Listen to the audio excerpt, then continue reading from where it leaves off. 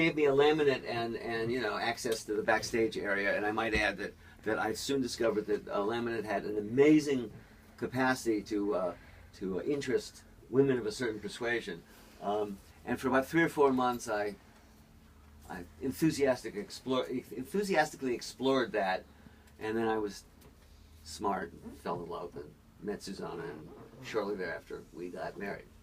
Yeah, we met.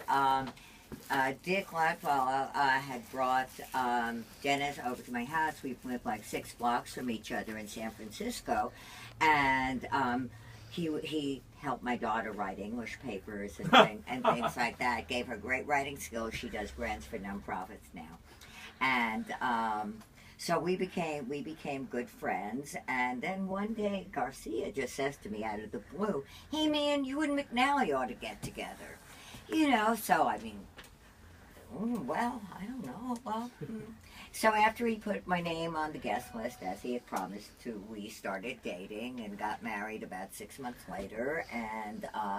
And Jerry walked me down the aisle because my dad had died, and my surrogate dad was out of the country, and he was our matchmaker. So I thought, okay, Jerry, own up to it.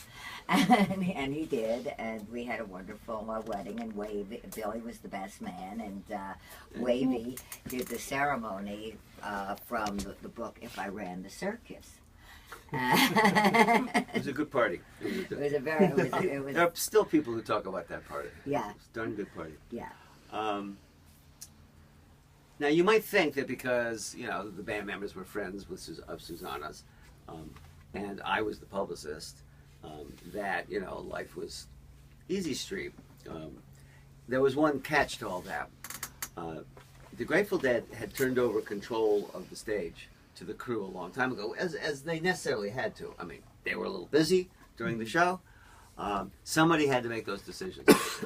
And truth be told, the crew abused the privilege for a long time.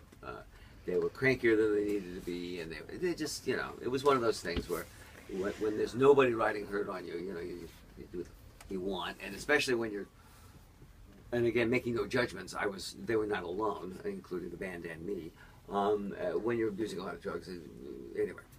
So for a long time, it was a tricky thing. For instance, there was the time Susana was shooting on stage, and Billy Grillo, who was the drum roadie, and he was also the biker in the Hell in a Bucket video, and the biker in real life. So Billy Grillo starts, "Come over here," you know. I thought, oh God, what have I done now? Because, you know, for me, if I was in trouble with these guys, there would be some trouble at home, and it was complicated. And but what he actually wanted was he had his beloved Rottweiler Caesar on the stage with him, and he'd gotten Caesar a pair of special headphones that matched his headphones, and he wanted a picture of the two of them in their matched headphones. So of course I took the picture. It's in the book. And it was that one had a happy ending. Like talk about the Greek picture, okay? oh yeah, no, I'm sliding up on that. Okay. So there are 2 things the Grateful Dead hated doing. One was having their picture taken, a posed portrait. They turned into 14-year-olds, you know, with the just maddening. And the other was doing press conferences, and we did very, very few while I was the publicist. Because they clearly didn't want to do it. A couple in Europe when we went in 1990, but the most memorable was in 1985's 20th anniversary of the band. We did in fact play, it was 20 years ago today, from Sgt. Pepper as they came on. And I was getting inundated with calls, and I finally said, guys, you know, bail me out here. You got to do a press. The only way to deal with this is to do a press conference. You know, I'm drowning here. And I went, okay.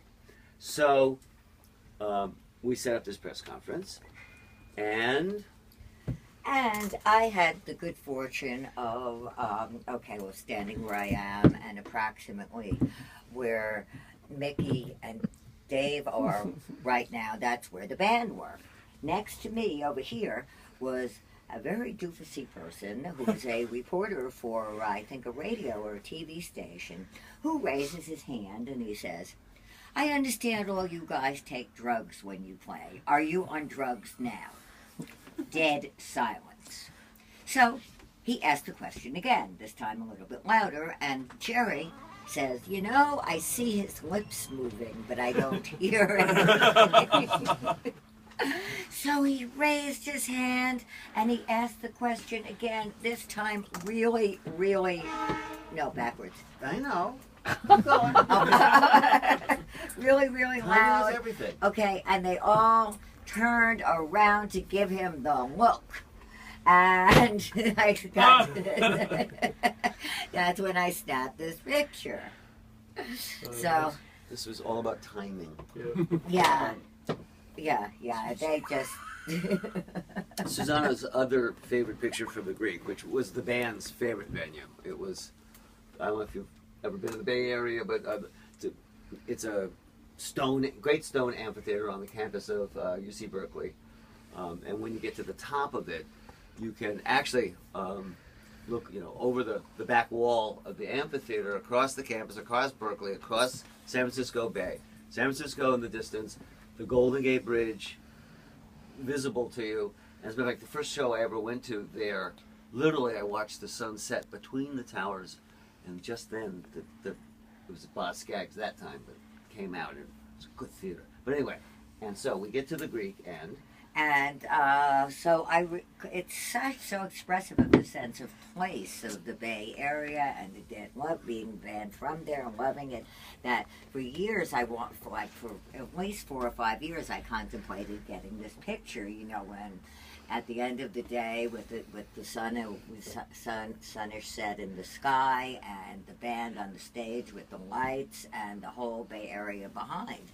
And it was not easy to get. It required a tripod, a long exposure, putting a few photographic elements together. But finally, I had the ability to get a tripod into the building, and I knew exactly where to take it from. And I walk up there with the camera, and a security guard said to me, oh, well, no, I don't think that you can be up here taking this picture. And I flashed my laminate, and I said, hey, what part of all and all access don't you understand? And he said, okay. And so I finally got my picture. Oh, wow. Wow, nice. you see how teeny they are. Yeah. Somebody asked me, where's the stage? And I said, look down. And then, oh! And then as soon as you see the figures, you realize the